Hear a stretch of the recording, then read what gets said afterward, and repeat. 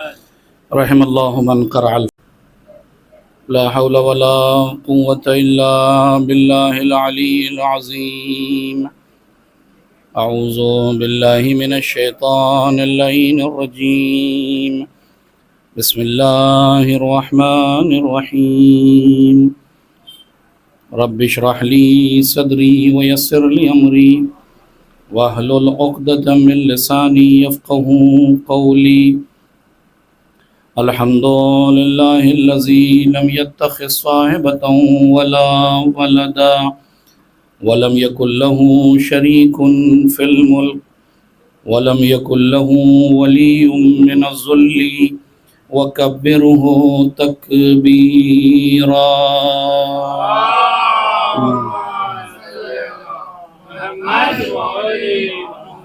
والصلاة والسلام والتحية والإكرام على الرسول النبي الأمي الذي أرسله بالحق بشيرا ونذيرا وداعيا إلى الله بإذنه وسراجا منيرا.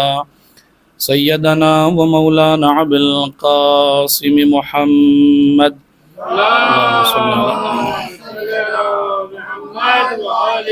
وعلى أهل بيته الطيبين الطاهرين المعصومين المظلومين واللعنة الدائمة الباقية على أعدائهم أجمعين من يوم ظلمهم إلى يوم الدين. عما بعد فقد قال الله تبارك وتعالى في محكم كتابه المجيد والفرقان الحميد وقوله الحق.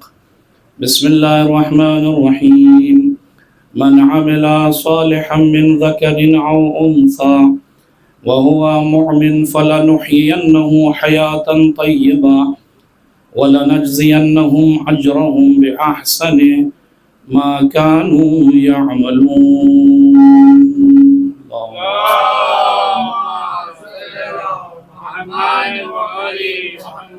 گزارش ایک مرتبہ سورہ حمد اور 3 مرتبہ سورہ توحید کی تلاوت فرما کر شہدائے کربلا علیہم الصلوۃ والسلام کی بارگاہ اقدس میں ہدیہ فرما دیں. ایک صلوات بھیجیں گے محمد و آل محمد.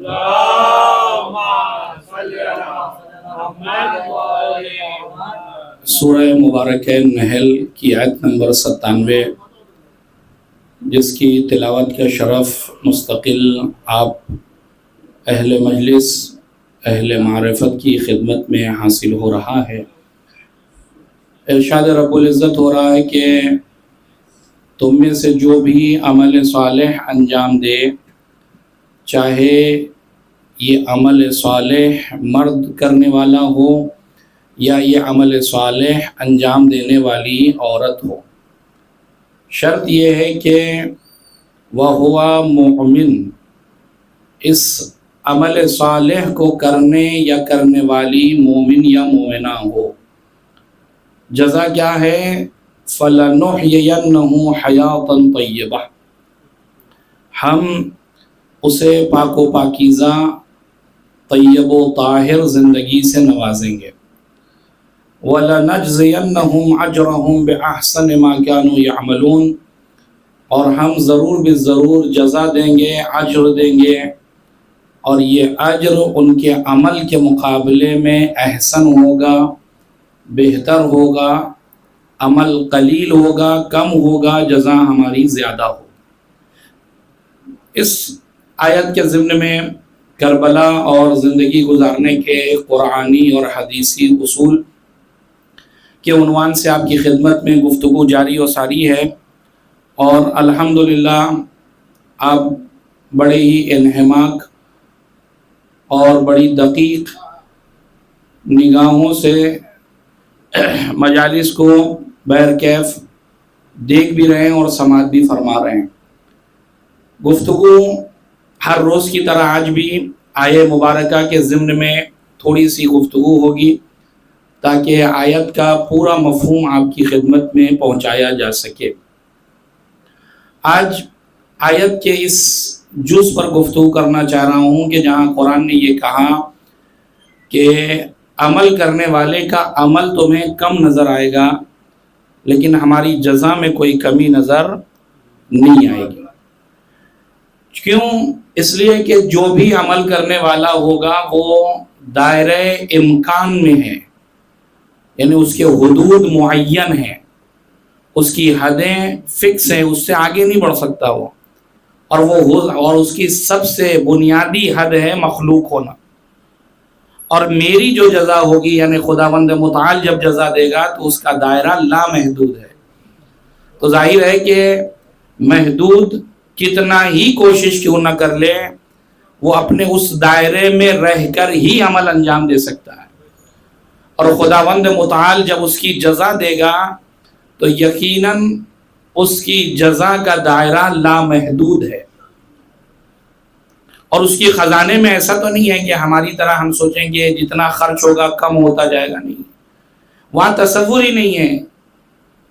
وہ فیض کی بنیاد ہے، وہ فیض کل ہے، یعنی وہ جتنا جسے دینا چاہے اپنے فضل سے نواز سکتا ہے۔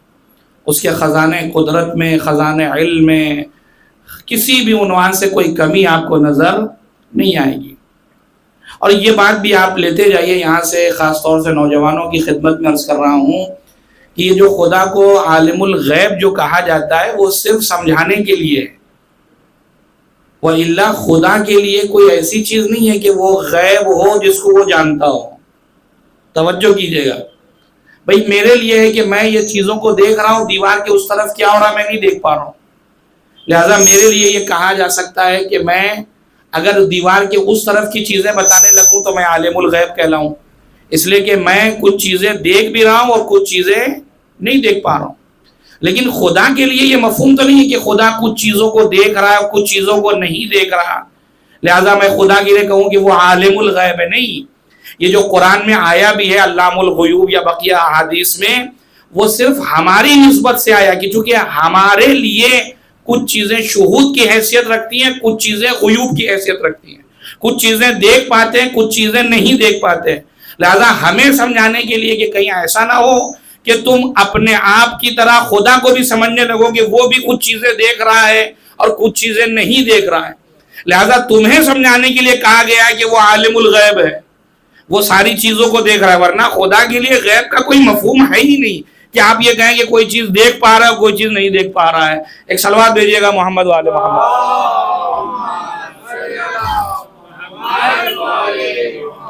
لہذا اس کا کرم، اس کا فیض عمل کے مقابلے میں آپ کو کثیر نظر آئے گا، اور یہیں سے یہ مرحلہ بھی حل ہوتا نظر آ رہا ہے کہ کل جو حدیث میں نے آپ کی خدمت میں پیش کی تھی کہ جب ہم یہ پڑھتے ہیں کہ اللہ نے فرزند رسول کی زیارت کا ثواب یہ رکھا ہے کہ 90 حج، 100 حج، بقیہ بعض احادیث میں 1000 حج مقبولہ کی بھی روایتیں موجود ہیں، تو دیکھنے والا اور سننے والا یہ دیکھتا ہے کہ کچھ زیادہ نہیں، ایسا لگ رہا ہے کہ زیارت کرنے کا اتنا ثواب پروردگار عالم نے رکھ دیا ہے۔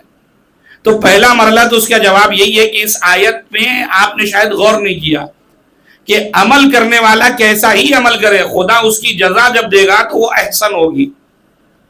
یہی وجہ ہے کہ علامہ بحر العلوم سے انہی کے ایک شاگرد نے انہی احادیث کے بارے میں سوال کر لیا کہ استاد محترم، میں شک تو نہیں کر رہا ہوں لیکن پھر بھی کبھی کبھار میری عقل جو ہے وہ سمجھ نہیں پاتی کہ ایک زیارت پر اللہ نے اتنا ثواب، 1000 حج وہ بھی مقبولہ، ہم 2 رکعت نماز پڑھتے اس میں ہم کو یہ نہیں پتا کہ کون سا عمل ہمارا اس میں قبول ہوا، رکوع قبول ہوا، سجدہ قبول ہوا، آخر کون سا عمل ہمارا قبول ہوا۔ اسی لیے بعض روایتوں میں ہے کہ اسی لیے نافلہ نمازیں رکھی گئی ہیں تاکہ جو واجبات میں کمی ہو گئی ہے نافلہ پڑھ کے آپ اس کو پورا کر لیجئے۔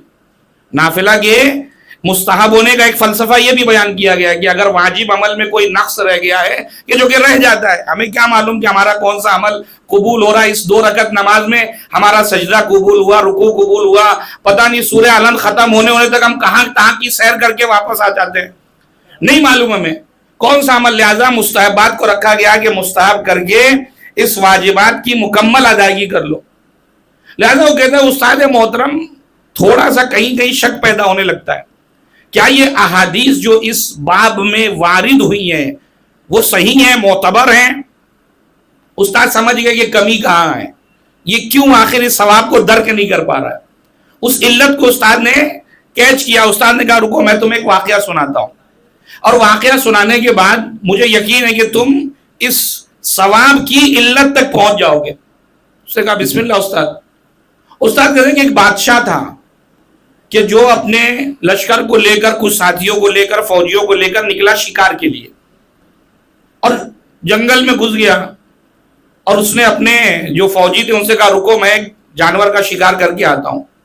اور وہ جانور کی تلاش میں نکلتا چلا گیا، آگے اتنا بڑھ گیا کہ جب وہ واپسی کا اس نے ارادہ کیا تو فوجی غائب، نظر ہی نہیں آ رہے کہاں چلے گئے. فوجی بادشاہ کو ڈھونڈ رہے ہیں، بادشاہ جو ہے وہ اپنے فوجیوں کو ڈھونڈ رہا ہے. اور ظاہر ہے کہ سارا کھانا پانی سب جو ہے ان کے پاس تھا. بادشاہ تو صرف تیر و کمان لیے گھوم رہے تھے کہ کہاں ملے کوئی تو شکار کریں. اب ان کی نوبت یہ آ گئی کہ ان کے شکار کی نوبت آ گئی کہ اب نہیں کہ تب یہ دنیا سے نکل لیں گے. لہٰذا بڑی مشکل سے بڑا اپنے آپ کو اس نے کوشش کی. بہرحال جنگل ہے، جنگل میں ایسے درخت بھی نہیں ہے کہ کوئی ایسے پھلدار درخت ہو جس کو توڑ کر اس کا پھل کھا کے اپنی زندگی کو بچا لوں. نہ کوئی پانی نظر آ رہا ہے. الغرض ہے کہ زندہ رہنے کا کوئی اثر اس جنگل میں نظر نہیں آ رہا. بھوک اپنے شباب پر ہے، پیاس اپنے شباب پر ہے. ایک صلوات بھیجیں گے محمد. اور عالم یہ ہے کہ بادشاہ بس قریب میں مرگ تھا، اب نہیں کہ تب مر جاتا. لیکن دور سے اس نے دیکھا کہ کٹیا، ایک جھوپڑی نظر آ رہی ہے. جیسی وہ جھوپڑی کٹیا نظر آئی، اس کے اندر زندگی کے آثار پیدا ہوئے. اور یہ بڑی تیزی سے اپنے آپ کو اس کٹیا کی طرف اپنے گھوڑے کو اس نے ہیڑ لگائی کہ کسی طریقے سے بس پہنچ جاؤں وہاں تک. لہذا بڑی تیزی سے چلا اور جانے کے بعد اپنے گھوڑے کو وہاں تک لے گیا اور جا کر وہیں پر وہ گر گیا. اب جیسے ہی وہ گرا، ادھر سے جو بڑھیا تھی وہ باہر نکلی، اور نکلنے کے بعد اس نے جو ہے وہ ایک صلوات بھیجے گا محمد والے محمد. لہذا بڑھیا باہر نکلی اور نکلنے کے بعد بڑھیا نے دیکھا کہ وہ بادشاہ جو ہے وہ پہچان نہیں، لیکن بہرحال آؤ بھاؤ شکل و صورت سے لگ رہا ہے کہ کسی اچھے گھرانے کا آدمی ہے. لہذا بڑھیا نے جب دیکھا کہ وہ مرنے کے قریب ہے تو سب سے پہلے تو بڑھیا کے پاس دنیاوی مال میں سے صرف ایک بکری ہے. اس نے پہلی فرصت میں اس کا دودھ نکالا اور اس کو پیش کیا کہ کچھ پیے، پانی وغیرہ، اس کے دودھ وغیرہ منہ میں جائے تو کچھ اس کی جان بچے. اور اس کے بعد دیکھا کہ واقعاً یہ بہت بھوکا بھی نظر آ رہا ہے، تو بڑھیا نے بہرحال اس بکری کو خدا کی راہ میں بہرحال ذبح کیا. بسم اللہ الرحمن الرحیم ذبح کیا اور اس کا گوشت بھون کے تازہ اس کو دیا. اور بادشاہ نے بہرحال بھوکا تھا، جب کھایا پیا اس کو زندگی کے آثار نمودار ہوئے. بڑا شکریہ ادا کیا. اس نے بتایا کہ میں کون ہوں، ساری چیزیں. اور اس کے بعد اس نے کہا کہ میں عنقریب آپ سے ملاقات کروں گا. اور یہ کہہ کر گیا بادشاہ. اور اسی درمیان میں فوجی بھی تلاش کرتے ہوئے بادشاہ تک پہنچ گئے. ملاقات ہوئی اور یہ سب کے سب پہنچے محل. جب سب محل پہنچے تو بادشاہ نے ایمرجنسی میٹنگ رکھ دی کہ جتنے وزراء ہیں سب کو بلاؤ. اور سارے وزیر کو حاضر ہو گئے. سب سے میٹنگ شروع ہوئی. بادشاہ نے کہا آج کا ایجنڈا یہ ہے کہ مجھے یہ بتاؤ کہ میں اس بڑھیا کو کیا ایسا دوں کہ میں اس کے اس احسان کا بدلہ ادا کر سکوں. اب سب نے اپنے اپنے حساب سے بادشاہ کی حیثیت کو دیکھا اور اس بڑھیا کو دیکھا کہ اس کے پاس ہے کیا، آخر اس کی زندگی کتنی بچی ہے. کسی نے کہا کچھ درہم و دینار دے دیجئے، کسی نے کہا کہ کچھ اور دے دیجئے. بہت بات آگے بڑھی تو کسی نے کہا کہ 1-2 بیگھے کچھ زمینیں دے دیجئے، اسی کو بیچ کر یا وہاں پہ کشاورزی کھیتی باڑی کر وہ اپنی زندگی بہتر طریقے سے گزار سکے. جب سارے وزیروں نے اپنی رائے پیش کر دی تو بادشاہ نے کہا تم سب نے انصاف نہیں کیا. میں نے جو تمہیں ساری کنڈیشن اور حالات بیان کیے تم نے اس پر غور ہی نہیں کیا. میں تم سے بار بار کہہ رہا ہوں کہ اس کے پاس دنیاوی مال میں سے صرف وہ بکری تھی اور اسی پر اس کی زندگی کا انحصار تھا. لیکن اس نے میری جان بچانے کے لیے اس بکری کو یہ نہیں سوچا کہ میرا آگے کیا ہوگا. مجھے بچانے کے لیے اس بکری کو قربان کر دیا تاکہ میں بچ جاؤں. لہذا تم نے انصاف نہیں کیا. اب یہ اگر ساری بادشاہت بھی میں اس کو دے دوں تو شاید اس کا حق ادا نہیں کر سکتا. استاد نے واقعہ یہاں تک بتایا تھا کہ شاگرد جو کھڑا اعتراض کر رہا تھا اس نے فوراً اپنے آپ کو سرنڈر کیا اور نیچے بیٹھ گیا.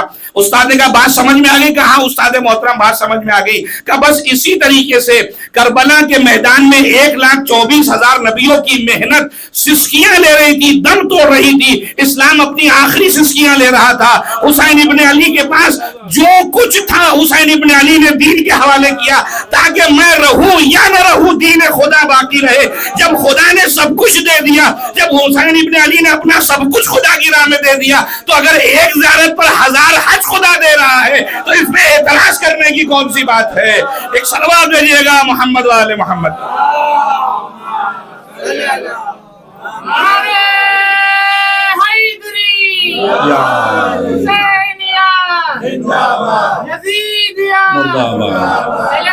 دشمنوں پر محمد والے محمد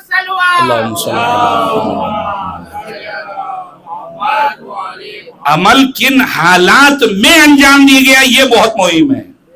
آپ دیکھیں ہمارے ساتھ بھی مشکلات کا سامنا ہو، اس وقت کوئی مدد کر دے، مرتے دم تک آدمی اس عمل کو یاد رکھتا ہے کہ بھئی فلاں نے ہماری مصیبت میں ہمارا ساتھ دیا تھا، فلاں مشکلات میں بڑے بڑے ساتھ چھوڑ کے چلے گئے لیکن یہ صاحب کھڑے ہوئے تھے، لہذا آخری دم تک اگر واقعاً انسان ہے تو وہ اس احسان کو یاد رکھے گا۔ تو خداوند متعال کا دین واقعاً سسکیاں لے رہا تھا، سید الشہداء کے پاس جو کچھ تھا وہ راہ خدا میں قربان کر دیا تاکہ یہ دین بچ جائے، دین بچ جائے یعنی انسانیت بن جائے۔ ابھی گزشتہ گفتگو میں یہ بات کہہ چکا کہ دین از اکول ٹو انسانیت، دین اسلام کا مطلب ہی انسانیت ہے۔ دنیا کے جتنے بھی ادیان ہیں آپ جا کر ریسرچ کریے، پڑھیے، آپ کو نظر آئے گا کہ دین اسلام نے جتنا انسانیت کو پروموٹ کیا، جتنا اہمیت دی ہے، شاید کسی دین میں آپ کو وہ قوانین نظر آئے جو اسلام نے قوانین پیش کیے۔ لہذا جو گفتگو چل رہی ہے، لہذا قرآن مجید کی یہ آیت کا یہ جو آخری حصہ تھا اس کی میں نے ایک مختصر سی تشریح کی ہے۔ میں اپنے موضوع پہ آؤں کہ گفتگو اب تک یہ ہوئی آپ کی خدمت میں کہ زندگی ہے کیا آخر، اور یہ بات بیان کیا کہ زندگی کے معنی جو ہے وہ صحیح معنی میں اس وقت متحقق ہوں گے جب اس زندگی میں دین ہوگا۔ اگر دین کی پابندی نہیں ہے تو یہ زندگی زندگی کہے جانے کے حقدار نہیں ہے۔ اور اتنا زیادہ یہ دین امپورٹنٹ ہے کہ اگر دین نہ ہو تو قرآن کے مجید کے مفسرین، قرآن مجید کے معلمین واقعی جو ہیں ان کا یہ ارشاد ہے کہ لا حیات الا بالدین، وہ زندگی کہلانے کا حق ہی نہیں رکھتی جس میں دین موجود نہ ہو۔ سوال اب آج اگلا سوال قائم ہوگا کہ کیا ہر دین کو جو ہے وہ دین، بھائی دین ضروری ہے، اور ہم دنیا میں اب دیکھتے ہیں تو دین تو بہت سے ہیں، اور امام صادق نے کہا کہ دین کے بغیر زندگی نہیں ہے، تو کیا کسی بھی دین کو میں ایکسپٹ کر لوں بات ہو جائے گی، میرا کام نکل جائے گا؟ کہا نہیں، پھر اسی قرآن سے پوچھو۔ قرآن کہتا ہے فَمَن يَبْتَغِ غَيْرَ الْإِسْلَامِ دِينًا فَلَن يُقْبَلَ مِنْهُ وَهُوَ فِي الْآخِرَةِ مِنَ الْخَاسِرِينَ، کہ اگر دین تو بہت سے ہیں لیکن وہی دین قابل قبول ہوگا جو ہم نے تمہیں دیا ہے۔ اس دین کا نام کیا ہے؟ کہا اسلام۔ کہ فَمَن يَبْتَغِ غَيْرَ الْإِسْلَامِ دِينًا، کوئی اسلام کے علاوہ اگر کوئی اور دین لے کر آ رہا ہے تو ہم اس سے اس دین کو ایکسیپٹ نہیں کریں گے۔ وَهُوَ فِي الْآخِرَةِ مِنَ الْخَاسِرِينَ، اور وہ انسان آخرت میں خسارہ اٹھانے والوں میں سے ہوگا۔ خوب بات یہاں تک پہنچ گئی آپ تک۔ اب اگلا مرحلہ پھر آیا، اگلا سوال کہ مولانا ٹھیک ہے زندگی کے لیے دین ضروری، دین میں بھی وہ دین جو خداوند متعال نے جس کا نام لیا، جو قرآن سے ثابت ہے کہ اسلام کو ہم کو لینا ہے، اس کے علاوہ اور کوئی دین ہم ایکسپٹ نہیں کریں گے۔ لیکن اس کی وجہ بھی دیکھیں، یہیں پر رکنے کے بعد ایک اور اعتراض کوئی بھی نوجوان کے ذہن میں آ سکتا ہے، مولانا اس آیت میں تھوڑا سا جبر نظر نہیں آ رہا؟ اس لیے کہ ہمیں تو بتایا گیا تھا کہ لا اکراہ فی الدین، دین کے اختیار کرنے میں کوئی جبر نہیں، اور یہاں قرآن کہہ رہا ہے کہ اسلام کے علاوہ کوئی دین ایکسپٹ نہیں ہوگا۔ ایک صلوات بھیجیے گا محمد والے محمد۔ تو ظاہر ہے کہ سوال بیٹھے گا کہ ایک طرف قرآن یہ کہہ رہا ہے کہ لا اکراہ فی الدین، دوسری طرف قرآن یہ کہہ رہا ہے کہ بس اسلام، اس کے علاوہ اور کوئی دین قبول نہیں کیا جائے گا۔ تو کیا یہ دونوں آیتوں میں تضاد ہے یا دونوں آیتیں اپنی جگہ پر صحیح ہیں؟ الگ الگ تناظر میں دیکھیے تو بات واضح ہو جائے گی۔ کیا مطلب؟ ایک مثال دو اپنے بچوں کے لیے، دیکھیے بارش کا موسم بھی ہے، آپ گئے دکان پر چھتری خریدنے کے لیے، آپ نے کہا امبریلا چاہیے مجھے، دکاندار نے دکھایا کہ دیکھیے 200 روپے کی ہے، یہ 300 کی، یہ 400 کی، یہ 500 کی۔ کہ یہ فرق کیوں پیسے میں؟ کہا یہ 200 آپ اسے لے کے جائیں، ہو سکتا ہے ابھی جیسی 4-5 خطرے کی نہیں، یہ دنیا سے رخصت ہو جائے، ہم کے اس کے ذمہ دار نہیں ہیں۔ اور یہ 300 والی اس کی گارنٹی ہے کہ 10-15 دن آپ بارش میں نکال لیں گے، 400 والی 1-2 مہینہ نکل جائے گی، لیکن یہ 500 والی کی ہماری پوری گارنٹی ہے کہ پوری بارش آپ کی نکل جائے گی، یہ امبریلا خراب نہیں ہوگی، یہ چھتری صحیح ہے، ہم اس کے ذمہ دار ہیں۔ لہٰذا ہم آپ کو یہ چاروں چیزیں بتائے دے رہے ہیں کہ یہ کون سا دین جو ہے وہ کون سی چھتری مثلا کب تک کہاں تک جائے گی. لہذا اب جب اس نے بتایا تو عقل کیا کہتی ہے کون سی چھتری کو لیا جائے. کہ اگر آپ کو واقعا یہ پوری بارش خیر و عافیت سے گزارنی ہے تو تقاضا عقلی ہے کہ وہ 500 والی چھتری لی جائے. کیوں؟ اس لیے کہ اسی کے اندر اتنا دم ہے کہ جو آپ کو یہ پوری بارش کا مرحلہ آپ کا طے کروا سکتی ہے. اب آپ سمجھے کہ کیوں کہا گیا لا اکراہ فی الدین اور یہاں پہ کیوں کہا گیا اسلام. کیونکہ خدا خالق بشریت ہے. خدا چاہتا تھا تو کہتا لا اکراہ فی الدین ختم ہو جاتی, اسلام کی بات ہی نہ آتی. لیکن چونکہ پتا ہے کہ یہ انسان بہت مرحلوں میں کنجوس بھی ہے, ہو سکتا ہے کوئی ایسی چھتری خرید لے جو 2 دن یا 4 دن یا 10 دن چلے, یعنی کسی ایسے دین سے وابستہ ہو جائے جس کی گارنٹی اتنی ہو کہ کچھ معاملات میں اس کا مسئلہ حل کر دے, باقی معاملات میں یہ تشنا رہ جائے. لہذا یہ میری ذمہ داری ہے کہ میں جس دین کی معرفی کراؤں وہ دین تنہا یہاں نہیں بلکہ مرنے کے بعد بھی تمہاری کامیابی کی سند لیتا نظر آئے. لہذا کا لا اکراہ فی الدین وہ تمہارے اختیار کی دلیل ہے, اور یہ ہم اپنے اعتبار سے اپنا لطف تم پر دکھا رہے ہیں کہ اگر اسلام کے علاوہ کسی اور سے چپکے تو پھر گارنٹی نہیں ہے کہ دنیا میں بھی کامیاب رہو گے یا آخرت میں بھی کامیاب رہو گے. ایک صلوات دیجیے گا محمد والے محمد.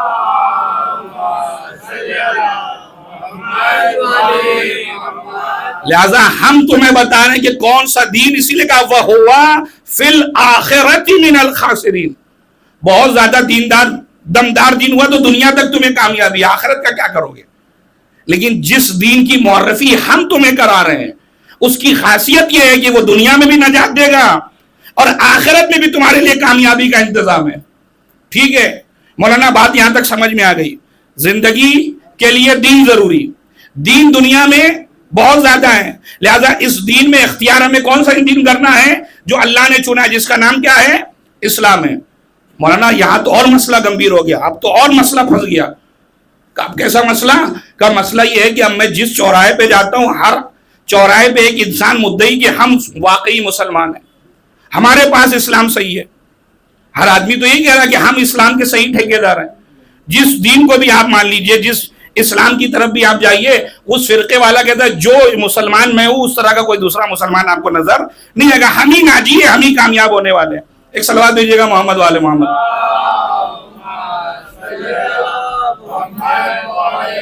ہے یا نہیں, ایک آدمی بھائی اپنی زندگی کو گزارنا چاہ رہا ہے, اب اس نے سسٹم حساب سے دیکھا کہ زندگی کے لیے دین ضروری تو دین کو اختیار کیا, پھر دیکھا کہ نہیں دین بہت سارے, اللہ نے کہا نہیں اسلام کو ایکسپٹ کرنا ہے تو میں نے اسلام کو قبول کر لیا. اب جب آگے بڑھا کہ بھائی اسلام کو ایکسپٹ کروں تو وہاں بہت سے خریدار نظر آ رہے ہیں. ہر آدمی کہہ رہا ہے کہ میرے پاس جو اسلام ہے وہ صحیح ہے, وہ کہہ رہا ہے میرے پاس والا صحیح ہے. تو آخر طے کیسے ہو کہ وہ کون سا اسلام ہے کہ جس سے یہ طے ہو جائے کہ وہ دنیا میں بھی کامیابی دے گا اور آخرت میں خسارے سے بچائے. اگر کوئی حدیث پیش کروں, کوئی تاریخ پیش کروں تو پھر مسئلہ ضعیف اور معتبر اور غیر معتبر کا شروع ہو جائے گا.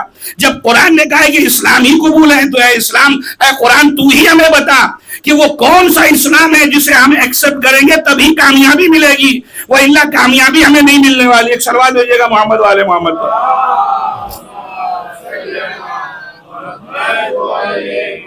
لہذا ضرورت اس بات کی ہے کہ اس قرآن سے یہ بات ثابت ہو کہ کوئی ایسا اسلام ہے کہ جس کے ذریعے سے میں یہ ڈنکے کی چوٹ پر کہہ سکوں کہ یہ دنیا میں بھی کامیاب ہے اور آخرت میں بھی کامیاب ہے. اب اس قرآن کو میں نے پڑھنا شروع کیا کہ میں یہ دیکھوں کہ وہ کون سا اسلام ہے جو کامل ہے, مکمل ہے, اتمم ہے, جس میں کسی طرح کا کوئی نقص نہیں. اس لیے کہ وہ اسلام جس میں نقص ہوگا وہ میری دنیا بھی نہیں سدھار پائے گا, نہ میری آخرت کو کامیاب کر پائے گا.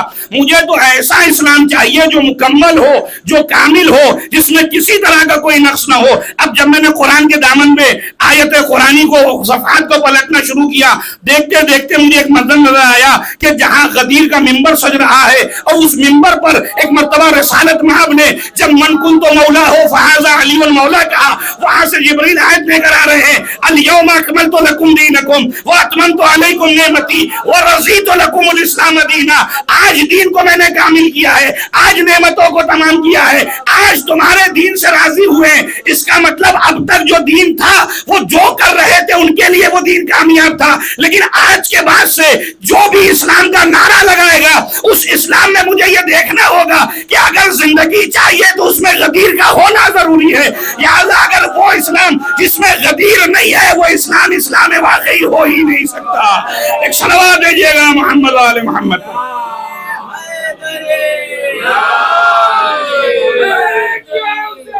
لبیک یا حسین، لبیک یا حسین، لبیک یا حسین، لبیک یا حسین۔ اب سمجھے آپ کہ غدیر سے اتنا خوفزدہ کیوں ہیں لوگ؟ چونکہ اسلام کی صحیح تصویر جو ہے وہ غدیر پیش کرے گا۔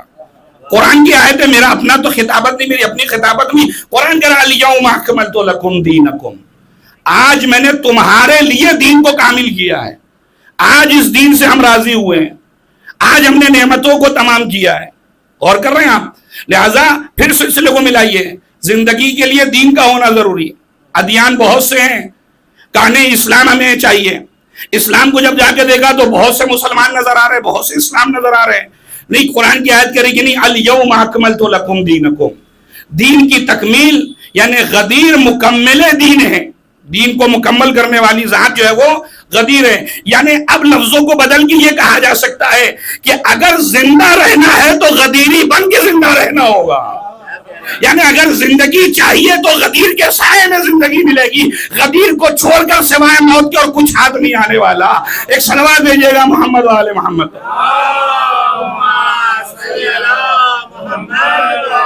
اچھا اتنی بات تو دشمن غدیر بھی جانتا تھا، اس لیے کہ میدان غدیر میں جب آیا حارث تو اس نے کیا کہا تھا، اللہ کے رسول یہ حکم آپ نے اپنی مرضی سے پھیلا کیا ہے یا خدا کی مرضی سے؟ کہا خدا کی مرضی سے۔ اور جب یہ پلٹ کر، اچھا یہاں پر ایک نقطہ اور قابل غور ہے، نہیں معلوم یہ خود سے آیا تھا یا کسی ٹیم نے اسے بھیجا تھا کہ جاؤ۔ دیکھیں جو اصلی لوگ ہوتے ہیں، جو چالاک لوگ ہوتے ہیں، وہ میدان میں خود ڈائریکٹ نہیں آتے، وہ پہلے اپنے مہروں کو بھیجتے ہیں کہ اگر کچھ گڑبڑ ہو تو یہ دنیا سے سدھارے، ہماری جان تو کم سے کم بچ جائے۔ اور ہوا بھی یہی، لہذا شک کے دائرے میں بہت سے لوگ تھے، بہت سو کو یہ بات ہضم نہیں ہو رہی تھی، لیکن کس کو آخر بہرحال آگے کرنا تھا۔ حارث بلی کا بکرا بنا اور آیا، آنے کے بعد اس نے کہا اللہ کے رسول اگر آپ نے اپنی طرف سے کیا ہے تو بہرحال اگر خدا کی طرف سے بھی ہے تب بھی، اگر خدا کی طرف سے تب بھی اللہ جو ہے مجھے موت دے دے یا آسمان سے پتھر نازل کر دے۔ اور ایک مرتبہ یہ کہہ کے موڑا ہی تھا۔ عجب انداز ہے، خدا کی قسم ہم نے تاریخ میں دو ہی جگہوں پر دیکھا ہے۔ ایک مرتبہ وہ تھا کہ جب عبد المطلب اپنے اونٹوں کو لینے کے لیے گئے تھے اور خانہ کعبہ کو ابرہہ نے ڈھانے کی کوشش کی تھی، اس وقت بھی اللہ نے جب انتخاب کیا تھا کہ تم میرے بیت کو ڈھانے کے لیے آئے ہو، تم کعبہ کو ڈھانے کے لیے آئے ہو، لہذا تمہارے لیے عذاب کا انتظام کیا جائے گا۔ ابابیل کے چونچوں میں پتھر کا ڈال کر ہم تمہیں عذاب دے کر تمہیں یہ بتائیں گے کہ جو بھی خانہ کعبہ کا منکر ہوگا وہ مستحق کے عذاب ٹھہرے گا۔ تاریخ پھر دہرائی جا رہی ہے کہ دیکھو جو کعبہ کا منکر ہے وہ بھی مستحق عذاب ہے، اور جو مولود کعبہ کا منکر ہے وہ بھی مستحق عذاب ہے۔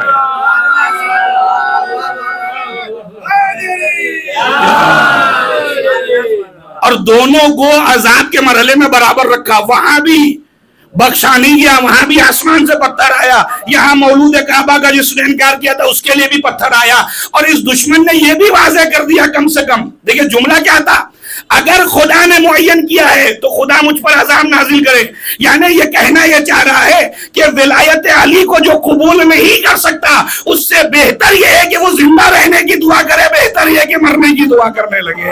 ایک صلوات دیجیے گا محمد و آل محمد۔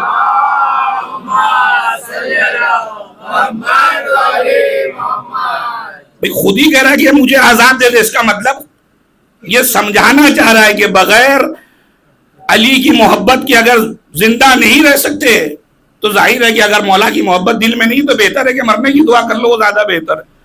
اس لیے کہ تھوڑے تھوڑے لمحے پر مرنا اس سے بہتر ہے کہ ایک ساتھ مر جاؤ۔ ایک صلوات دیجیے گا محمد و آل محمد۔ لہذا پھر گفتگو آئی کہ بھائی دین ضروری ہے، اور اس دین میں وہ دین کہ جو خدا کا پسندیدہ دین ہے، وہ دین کون سا پسندیدہ ہے؟ جس میں غدیر یعنی ولایت امیر المومنین، جس میں ولایت ائمہ اطہار علیہم الصلوۃ والسلام پائی جاتی ہے۔ ہر دین اس قابل نہیں ہے کہ اسے قبول کیا جائے، اسے ایکسپٹ کیا جائے۔ تنہا وہ دین کہ جس کے اندر غدیر موجود ہے، جس میں مولائے غدیر موجود ہے، وہ دین وہ ہے جو زندگی بانٹتا ہے، وہ دین وہ ہے جو تمہیں دشمن کی شناخت دیتا ہے، وہ دین وہ ہے جو تمہیں یہ بتاتا ہے کہ حق کیا ہے اور باطل کیا ہے۔ اب اگر آج کے دنیاوی لیول پر جو انٹرنیشنل حالات بن رہے اس کے تناظر میں بات عرض کروں، آپ مجھے بتائیے کہ آخر امریکہ اور اسرائیل کو پریشانی کیا ہے ایران سے؟ آخر ان سے پریشانی کیوں ہے؟ آخر شیعت سے کیا مشکل ہے ان کو؟ باقی چیزوں سے کیوں ان کو کوئی پریشانی نہیں ہے؟ باقی ممالک بھی ہیں جو اسلام کا دم بھر، اگر بھائی آپ اسلام مخالف ہیں تو بقیہ کیا مخالف کیوں نہیں ہے؟ آپ صرف انہی ملکوں کی مخالفت میں کیوں اتر کے آ رہے ہیں؟ ہر جگہ پارا چنار میں شیعوں کو مارا جا رہا ہے، لبنان میں شیعوں کو مارا جا رہا ہے، ہر جگہ آپ دیکھیں کہ شیعت کو ٹارگٹ کیوں کیا جا رہا ہے؟ چونکہ دشمن کو پتا ہے کہ شیعت کے پاس وہ چیز ہے جو بقیہ اسلام رکھنے والوں کے پاس نہیں ہے۔ توجہ کیجئے گا، اس لیے کہ زندگی کا مطلب ہے غدیر، اور جن کے پاس غدیر ہے وہی ایکشن کا ری ایکشن بھی دیتے ہیں۔ کبھی آپ نے سنا کسی مردے پہ حملہ ہوا اور اس نے کچھ کہا ہو؟ یہ حملہ کبھی بھی قبرستان پہ نہیں ہوتا، اس لیے کہ حملہ کرنا قبرستان پہ حملہ کر کے کریں گے کیا؟ اس لیے کہ وہاں سب مرے ہوئے، حملہ وہاں پہ ہوتا ہے جہاں پہ لوگ زندہ ہو، جہاں حملے کا ری ایکشن آنے کی امید ہو۔ اب سمجھے آپ، دنیا کے انہی علاقوں میں جہاں شیعہ نشین ہیں، جہاں اہل بیت کے چاہنے والے ہیں، وہاں یہ حملہ ہونا اس بات کی دلیل ہے کہ دشمن بھی جانتا ہے کہ اگر کوئی آج زندہ ہے تو بس یہی قوم زندہ ہے، باقی سب تو مر چکے ہیں۔ ایک صلوات بھیجیے گا محمد و آل محمد۔ دونوں ہاتھ بلند کر کے نعرہ حیدری، محمد والے محمد صلوات۔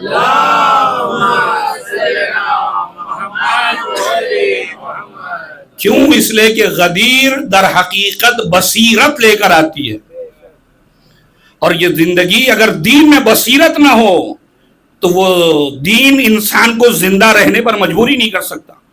وہ دین جس کے اندر بصیرت ہو وہی آپ کو زندگی دے گا، ورنہ کبھی کبھی ہوتا ہے کہ میں دیندار ہوں لیکن چونکہ میرے پاس بصیرت نہیں ہے، لہذا بجائے یہ کہ میں دین کو فائدہ پہنچاؤں نقصان پہنچا دیتا ہوں۔ سوچئے کیسے جا کر، اگر بصیرت نہ ہو تو کبھی کبھی میرے دیندار ہونے کے باوجود میں امام وقت کے ساتھ بھی کھڑا ہوں، پھر بھی جو ہے وہ بجائے کہ فائدہ پہنچاؤں نقصان پہنچا دوں گا۔ آگا کوئی مثال بھری پڑی ہے تاریخ اسلام میں، سب سے واضح مثال صفین میں لے لیجیے آپ۔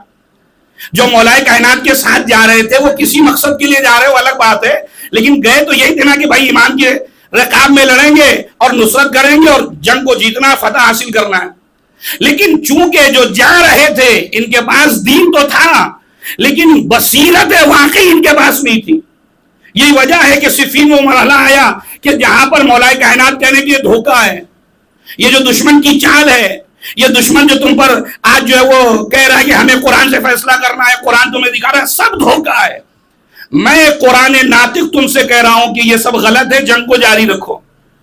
لیکن جو ساتھی آئے تھے چونکہ بصیرت نہیں تھی لہذا مولا کے سامنے کھڑے ہو گئے کڑ کر، نہیں ہمیں تو قرآن سے فیصلہ چاہیے، ہم تو آپ کی بات نہیں سنیں گے۔ قرآن جب سامنے آ گیا تو بات ختم ہو گئی۔ آپ بتائیے، قرآن ناطق یہ کہہ رہا ہے کہ میں کہہ رہا ہوں کہ یہ غلط ہے، دھوکہ ہے، لیکن ناسمجھ دوست آخر کار مولا کو مجبور کیا اس بات پر کہ آپ جو ہے وہ اس مرحلے میں پیچھے ہٹے، اور آپ نے بہرحال صفین کا معرکہ جو جیتا جا سکتا تھا ہوا کہ آخر میں حکمین کے فیصلے پر، وہ بھی جو ساری جو حکمت عملی تھی مولا کائنات کی اپنے ہی ساتھیوں کی بنیاد پر جو امام کے ساتھ آئے رکاب میں لڑنے کے لیے۔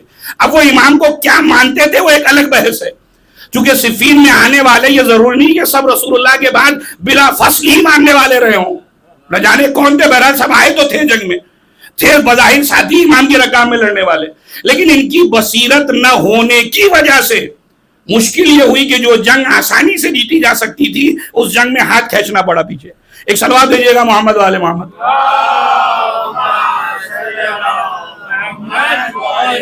اور یاد رکھیے گا بصیرت وہ چیز ہے کہ اگر بصیرت نہ ہو تو انسان کے اندر شجاعت بھی نہیں آ سکتی۔ بصیرت انسان کے اندر شجاعت لے کر آتی ہے۔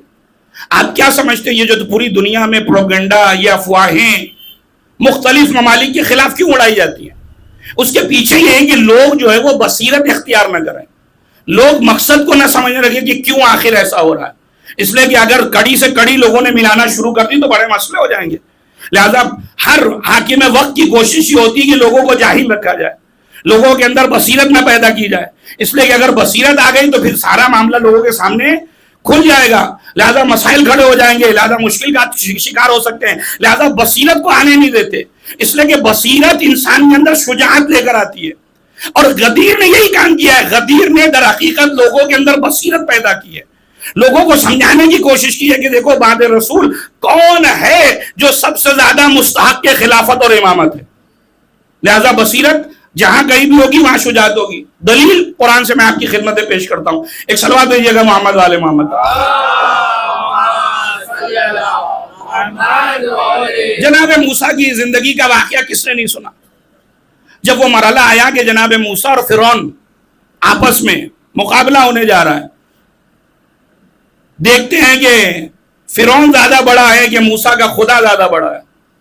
لہذا اس نے کہا کہ ٹھیک ہے میں اپنے جادوگروں کو لاتا ہوں, آپ بھی آ جائیے میدان میں. کہا ٹھیک ہے.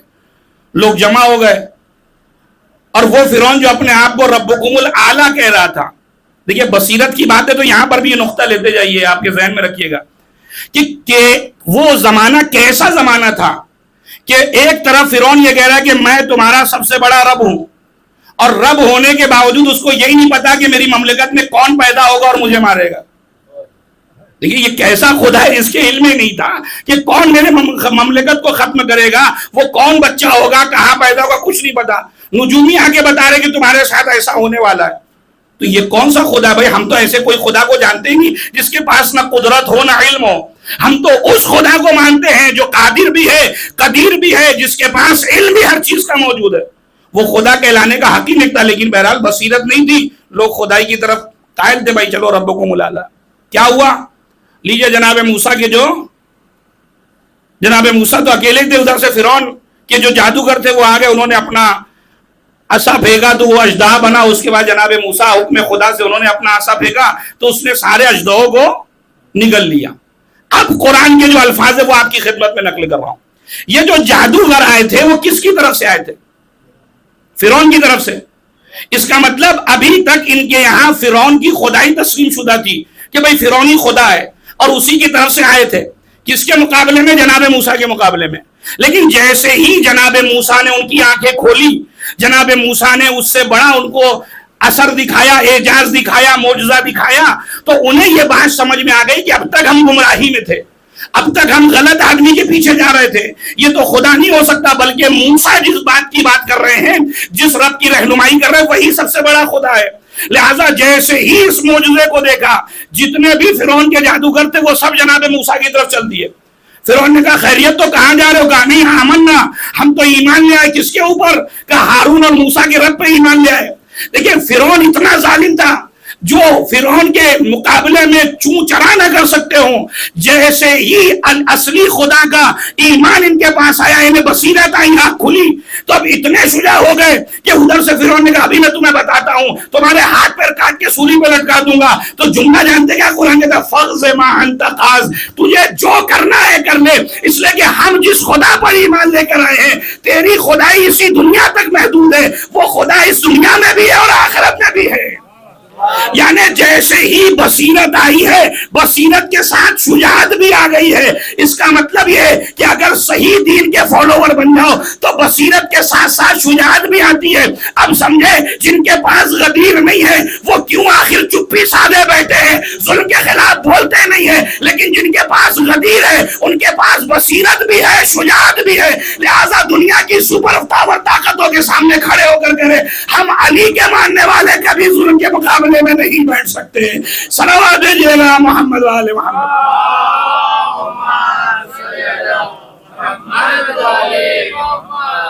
اور آپ یہ نہیں سمجھیے پارا چنار میں نہیں, یہ سلسلہ بہت دنوں سے چل رہا ہے, کئی سالوں سے چل رہا ہے. وہ مستقل مارنے کی فکر میں ہے, لیکن انہیں نہیں پتا کہ وہ قومیں اور ہیں جو حملے کے ڈر سے بنکر میں گھس جاتے ہیں. ہمارے یہاں تو ایک شہید ہوتا ہے تو 100 وہاں آ کر اور کھڑے جاتے ہیں کہ مارنا تو ہمیں بھی مار لو. اس لیے کہ ڈر نام کی کوئی چیز ہی نہیں ہے. کیوں؟ اس لیے کہ شہادت ہمارا افتخار ہے. ہم جس مولا کے ماننے والے، اس نے جب سر پہ ضربت لگی تھی تو یہ جملہ کہا تھا فزتو برب الکعبہ، رب کعبہ کی قسم علی کامیاب ہو گئے۔ جب علی سے محبت ہے تو ڈر کس بات کا ہے، خوف کس بات کا ہے؟ اس لیے کہ جب دین مبین واقعی جو اسلام ہے جس کو ہم نے ایکسپٹ کر لیا تو پھر وہاں ڈر کا کوئی گزر ہی نہیں ہے، وہاں صرف شجاعت ہی شجاعت ہونی چاہیے۔ ایک صلوات دیجیے گا محمد والے محمد۔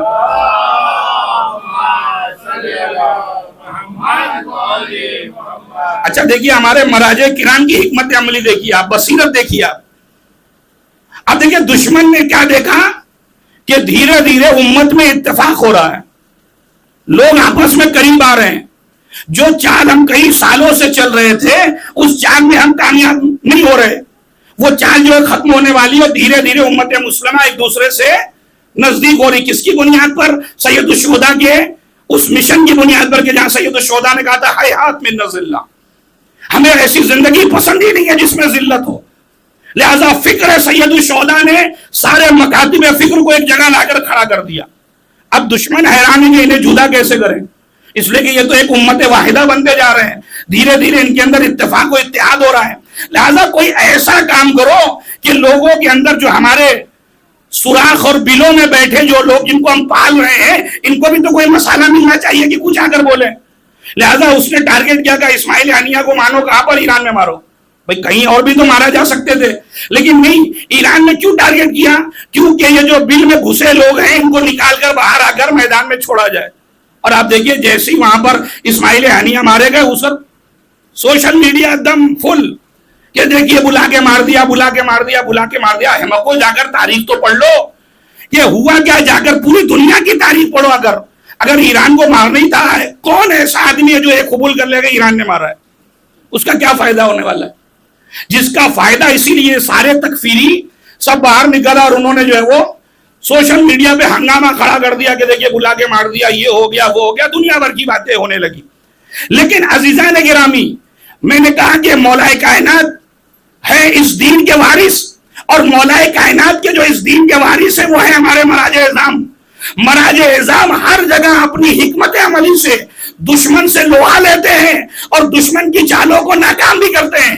جب داعش نے قدم رکھے تھے عراق میں تو کیا کہا تھا کہ ہم نے ایسی سیٹنگ کی ہے کہ 30 سال تک اس سے نجات نہیں پا سکو گے، لیکن آیت اللہ سستانی کی حکمت عملی تھی کہ اس 30 سال کو انہوں نے 3 سال میں کنورٹ کر دیا اور 3 سال میں داعش کو بھگا دیا۔ یہاں پر کیا مسئلہ تھا؟ یہاں جو اتفاق امت ہو رہا تھا، لہذا کہا دوری بنائی جائے۔ یہی وجہ ہے کہ آیت اللہ خامنئی نے کہا میں کسی اور کو بھی بھیج کر نماز جنازہ پڑھوا سکتا تھا، لیکن میں خود نماز جنازہ پڑھا کر دنیا کو یہ پیغام دوں گا کہ تنہا اسماعیل ہنیہ کی نماز جنازہ نہیں ہو رہی ہے، بلکہ جتنی تکفیر فکر ہیں ان سب کا جنازہ میں اس نماز جنازہ سے نکال دوں گا۔ ایک صلوات دیجیے گا محمد والے محمد پر۔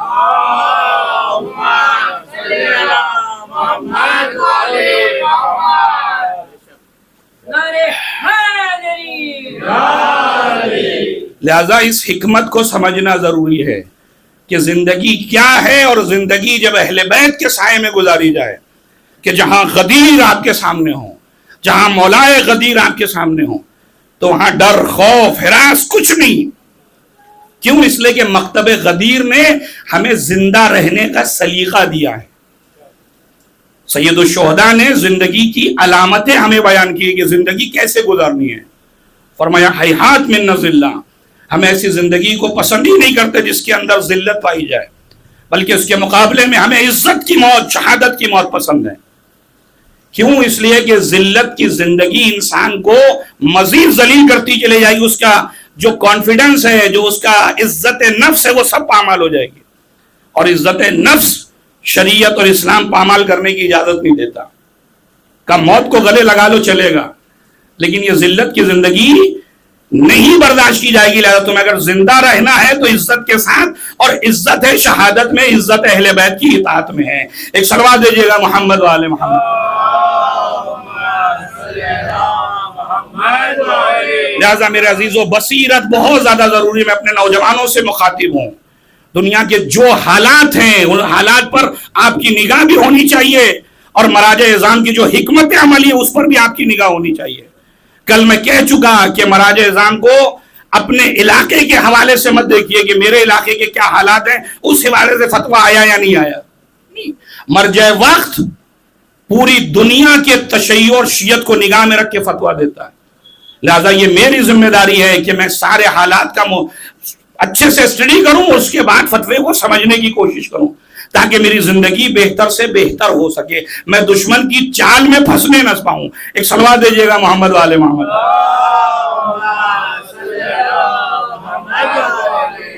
لہذا یہ زندگی کے اصول جو میں نے آپ کی خدمت میں پیش کی اب تک کہ غدیر کے بغیر بہرحال زندگی زندگی کہلانے کا حق نہیں رکھتی. آج گفتگو شروع کر رہا ہوں لیکن شاید تکمیل تک نہیں پہنچے گی. 2-4 منٹ اس پہ گفتگو کر کے مصائب کی طرف جاؤں گا. انشاءاللہ کل اس پر گفتگو ہوگی. چوتھے امام امام سجاد علیہ السلام.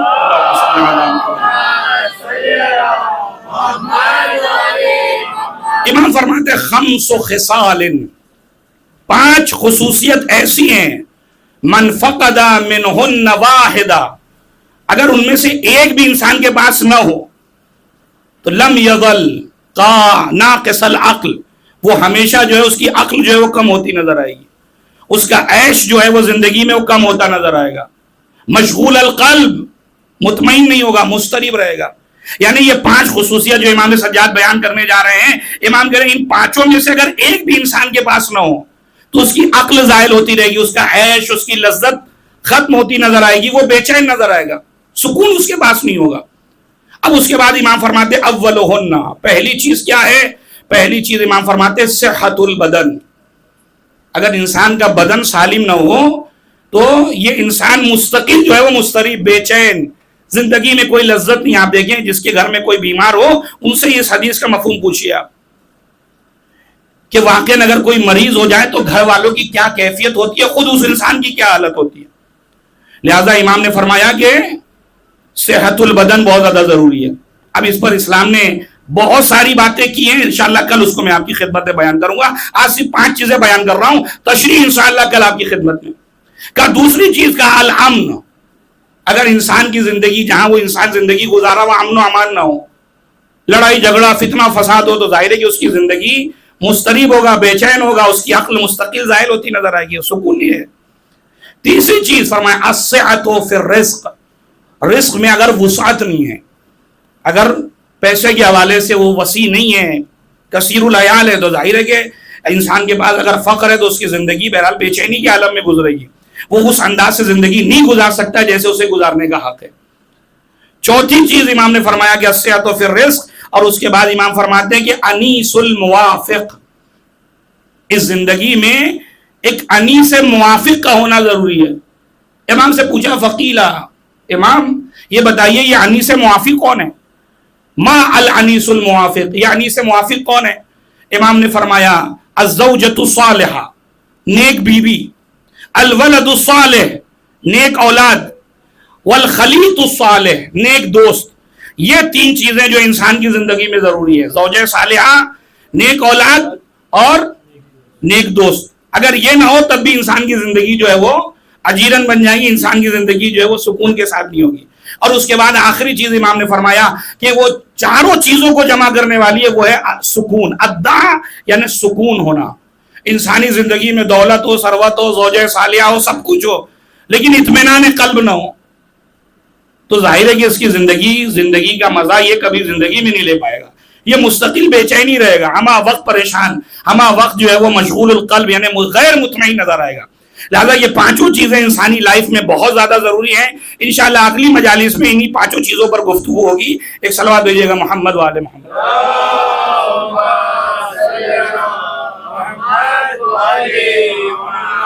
ایک اور صلوات بھیجیے گا محمد وآل.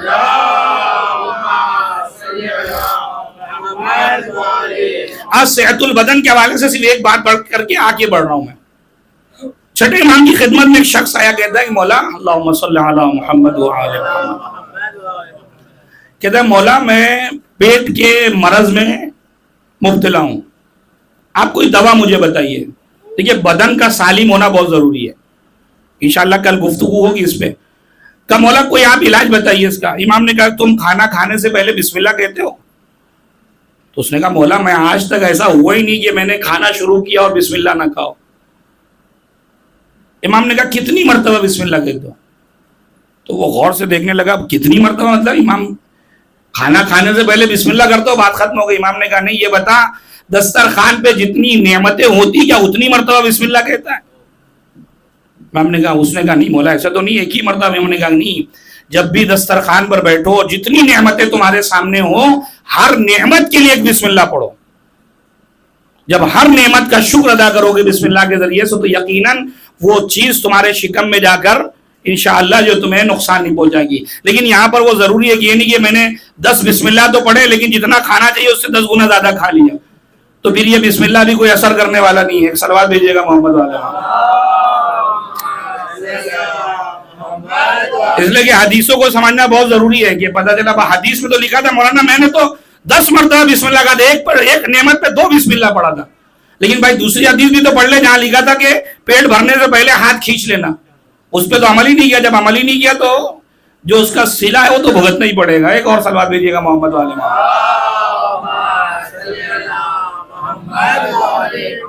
بس عزیزان گرامی، لہذا دین اگر واقعاً انسان کو زندگی دیتا ہے تو وہ دین کے جو غدیری دین ہے، جس کے اندر غدیر موجود ہے، جس میں مولا غدیر موجود ہے. اور کربلا میں یہ ساری چیزیں آپ کو بہت ملموس نظر آئیں گی. سید الشہداء کے مقابلے میں جو آئے ہیں وہ بھی تو یہی کہہ رہے ہیں بغض لعبیک، یعنی در حقیقت یہی کہنا چاہ رہے ہیں کہ ہم غدیر کے مخالف ہیں. غدیر کے مخالف یعنی ہم در حقیقت چلتی پھرتی لاشیں ہیں. حقیقت میں زندگی اگر کہیں نظر آ رہی تھی وہ سید الشہداء کے خیمے میں تھی. اور یہی وجہ ہے کہ جو بھی غدیر سے دور تھا اس کے یہاں موت ہی موت نظر آ رہی تھی. لیکن جس کے اندر تھوڑی بہت بھی رمق حیات تھی، جو غدیر سے اپنے آپ کو تھوڑا سا بھی قریب لے جانا چاہ رہا تھا، سید الشہداء نے اسے کربلا میں بچا لیا اور اسے اپنے خیمے میں لے آئے. تاریخ نے ایک نام لکھا ہے زہیر کا. زہیر بظاہر اس خیمے میں نہیں ہے جہاں سید الشہداء ہیں، حتیٰ کہ بعض مورخین یہاں تک لکھتے ہیں کہ وہ اپنے آپ کو بچا رہا ہے کہ میں سید الشہداء کا سامنا نہیں کرنا چاہتا، مجھے دور رکھو. مجھے پتا ہے سید الشہداء جہاں جا رہے ہیں اس کا صلہ موت کے علاوہ اور کچھ ہے ہی نہیں، اس لیے کہ کوفی جب تک سید الشہداء کی جان نہیں لیں گے یہ مانیں گے نہیں. لہٰذا زہیر اپنے آپ کو دور رکھ رہے ہیں. لیکن ایک جگہ وہ آئی کہ جہاں پر زہیر کا قافلہ اور سید الشہداء کا قافلہ تھوڑی دور پر ہے. سید الشہداء نے کسی کو بھیجا، کہا جاؤ زہیر کو بلا لاؤ. مقتل کے جملے پڑھ رہا ہوں کہ سارے لوگ دسترخوان پہ بیٹھے ہوئے ہیں اور لقمہ اٹھا کر کھانا ہی چاہ رہے تھے کہ ادھر سے امام حسین کا قاصد آیا. کہ زہیر فرزند رسول نے تمہیں دعوت دی ہے. جنہوں نے لقمہ اٹھایا تھا وہیں پہ کہ زہیر فیصلہ کیا کرتے ہیں. زہیر پریشان ہے کہ کروں تو کیا کروں. زہیر کی زوجہ نے کہا کہ زہیر کیا بات ہے، کیا سوچ رہے ہو؟ کیا سوچ رہا ہوں جاؤں نہ جاؤں. ایک مرتبہ زوجہ صالحہ تھی، نیک بیوی کا کردار تھا، لہذا فوراً کہ زہیر فرزند رسول تمہیں بلائے اور تم پسو پیش میں ہو کہ جاؤں یا نہ جاؤں. بھئی یہ سننا تھا کہ زہیر اٹھے اور اس نے کہا ٹھیک ہے میں جا رہا ہوں. اور جناب زہیر آئے فرزند رسول کے پاس. امام حسین خیمے کے پیچھے لے گئے اور بہت ہی مختصر سی گفتگو ہے. اور بعض مقاتل نے جو گفتگو نقل کی ہے کہ ایک جنگ میں جب جناب زہیر کو مال غنیمت ملا تو جناب سلمان نے کہا کہ زہیر یہ جو مال غنیمت تمہیں ملا ہے خوش ہو؟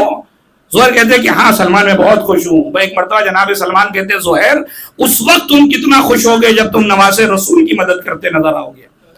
یہ جو جملہ تھا سید الشہداء نے اسی جملے کو یاد دلایا زہیر کو. زہیر سلمان کا وہ جملہ تمہیں یاد ہے؟ بس یہ جملہ سننا تھا کہ زہیر کی زندگی میں انقلاب آیا. نہ جانے کیسا انقلاب آیا، ایسا لگا کہ روح غدیر تھی جو سید الشہداء نے زہیر کے اندر ڈالی. زہیر آئے اور آنے کے بعد کہا سب سے خدا حافظ، اب میں جا رہا ہوں سید الشہداء کے خیمے میں، تم سب جاؤ کوفے کی طرف، میں نے سب کو رہا کر دیا. ابھی گفتگو ہو ہی رہی تھی کہ ایک مرتبہ زوجہ صالحہ جو تھی وہ زہیر سے گفتگو کر رہی تھی، زہیر کیا مجھے ساتھ نہ لے چلو گے؟ کہا نہیں تمہارا کوئی کام نہیں ہے وہاں پر، جو ہے تم نہیں سمجھ رہی ہو کیا حالات بننے والے. مجھے پتا ہے کہ سب کو شہادت ہونے والی ہے، تجھے شاید یہ نہیں پتا ہے کہ ان عربوں کا دستور کیا ہے. جب یہ لوگوں کو مار دیتے ہیں تو ان کی عورتوں کو یہ اسیر بنا دیتے ہیں. ایک مرتبہ زوجہ زہیر کہتی ہے اے زہیر ارے کیا مجھے بھی کوئی اسیر بنائے گا؟ ارے وہاں پر حسین کی بہنیں بھی تو ہیں، میں حسین کی بہنوں کے ساتھ زندگی گزار لوں گی. اتنا سننا تھا. زہیر نے کہا خبردار، ارے وہ نواسی رسول ہیں، وہ رسول زادیہ ہیں، کسی کی مجال ہے جو ان کی طرف نگاہ کر لے. تجھے لوگ اسیر بنا لیں گے لیکن میں کوئی اسیر نہ بنائے گا. میں ہاتھوں کو جوڑوں زہیر، تمہیں شاید علم نہیں ہے، عصر عاشور یہی حسین کی بہنیں ہوگی جو مخنا و چادر ہوگی، یزیدی اسی مخنا و چادر کو چھینتے. اجرکم اللہ، خدا کسی غم میں نہ رلائے. حافظ و زہیر آئے ہیں اور بہت سے فضائل ہیں جناب زہیر کے جو اس میدان کربلا میں نظر آئے ہیں. زہیر وہ سپاہی ہے جس نے امام سے کہا تھا مولا اب نماز ادا کریے، میں تیروں کو روک رہا ہوں. نہ جانے کتنے تیر آئے لیکن زہیر نے اپنے سینے پہ روکا. مولا جب تک زہیر زندہ ہے ایک تیر پر بھی آپ کی طرف نہیں جانے دوں گا. اور جب اس دنیا سے بھی جا رہے ہیں تو وصیت کر کے جا رہے کہ دیکھو میرے مولا کا خیال رکھنا. اور امام سے جملہ پوچھتے مولا کیا آپ مجھ سے راضی ہو گئے؟ اے میرے مولا کیا میری شہادت قبول ہے؟ امام نے کہا زہیر یقیناً ہم تم سے راضی ہیں. عزیز و کربلا کی داستان یہیں پہ ختم ہوئی لیکن ایک واقعہ پڑھ کے بات کو ختم کر رہا ہوں. زہیر کی زوجہ تک خبر پہنچی کہ نواسہ رسول مار دیے گئے. زہیر کی بیوی کے ذہن میں وہی بات ہے کہ جب زہیر کے جو ایک جملہ کہا تھا کہ تو اور زینب برابر نہیں ہو سکتے، اپنے آپ کو زینب سے نہ ملا. زہیر کی زوجہ سوچنے لگی ارے فرزند رسول کو تو لوگوں نے کفن دے دیا ہوگا، میرے والی و وارث کا جنازہ جلتی زمین پہ پڑا ہوگا. غلام کو بلایا، ایک کفن دیا کہ جانے کے بعد کربلا میں اپنے والی و وارث کو جا کر کفن دے دینا. غلام کہتا ٹھیک ہے. وہ ایک مرتبہ کفن لے کر آیا لیکن جناب زہیر کو جب اس حالت میں دیکھا بہرحال غلام واپس پلٹا. جب ایک مرتبہ پلٹ کر آیا سر جھکا کر کھڑا ہے. زہیر کی بیوی کہتے کیا ہوا، تو نے اپنے آقا کو کفن دے دیا؟ زہیر کا غلام جو ہے وہ زاروں قطار روتا جا رہا ہے. ایک مرتبہ زوجہ زہیر کہتی ہے میں تجھ سے کچھ پوچھ رہی ہوں، میں نے تجھے کفن دے کر بھیجا تھا کہ اپنے آقا کو اس کفن میں لپیٹ کر دفن کر دینا، آقا کو کفن دے دینا. ایک مرتبہ غلام تڑپ کے کہتا ہے بی بی ارے کفن تو آپ نے ایک ہی دیا تھا لیکن جب میں کربلا میں پہنچا ارے کئی جنازے تھے جو بے غور و کفن پڑے تھے. مجھے شرم محسوس ہوئی کہ فرزند رسول بے غور و کفن پڑا رہے، میں اپنے آقا کو کفن دے دوں. وہ اتنا سننا تھا. زوجہ زہیر نے سر پیٹ لیا، ہائے میرے آقا کو کیا کفن بھی نہ ملا، کیا میرے آقا کا جنازہ جلتی زمین پہ پڑا رہا. میں کہوں گا اے زوجہ زہیر ارے تو کفن کی دہائی دے رہی ہے، عصر عاشور حسین کا لاشا گھوڑوں کی ٹاپوں سے پامال کر دیا گیا. زینب کہیں دیکھتی رہی، ہائے میرا بھیا گھوڑوں کی ٹاپوں سے پامال.